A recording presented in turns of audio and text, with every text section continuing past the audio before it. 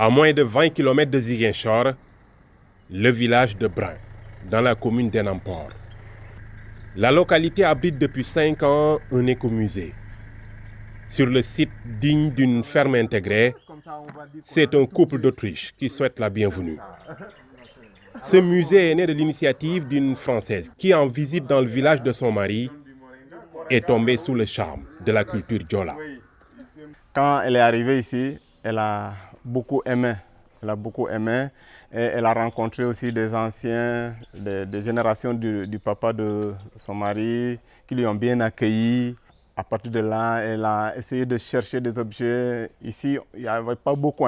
C'était dans le Bandial, même du côté de Oussouye. Elle est allée là-bas aussi pour chercher des objets là. Quand elle a eu à collectionner, elle a dit pourquoi pas monter un musée en l'honneur de ces anciens qu'il a côtoyés ici, qui l'ont accueilli.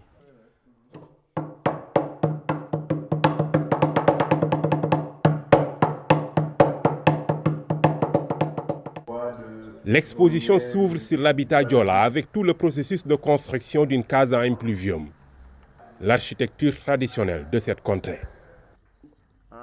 Les objets usuels du quotidien sont en bonne place. Voici le pagne traditionnel Diola, ce vêtement présent à toutes les étapes de la vie. Depuis même la grossesse de la maman, elle est souvent habillée en pagne. Et la naissance, oui. Quand tu vas au bois sacré, c'est le pagne qui te couvre, qui t'accompagne. Voilà. À la sortie, pareil. Au décès aussi, c'est le pagne. Et même, on doit donner à tes oncles, voilà, des pagnes. Le pagne se retrouve ici, couvrant la femme kagnalène. Une maman, par exemple, qui n'arrive pas à fonder une famille. Par exemple, ses enfants meurent à bas âge. Voilà, donc on dit qu'il y a quelque chose qui ne va pas. On l'amène dans un groupe de femmes ou de quartier, groupe de quartier, pour la purifier. Il y a toute une cérémonie. Ça peut durer des mois ou un an. Voilà, une fois qu'elle est purifiée, on les raccompagne chez son mari. Et là, il va devenir fertile. Voilà. Dans la partie réservée aux activités professionnelles, différentes filières de l'artisanat sont revisitées. Les pratiques cultuelles et autres cérémonies ne sont pas en reste, avec divers instruments, comme ce tam-tam. Le bahan, le tam-tam, il est accompagné avec souvent un petit qu'on n'en a pas encore. Ah oui, oui. Voilà.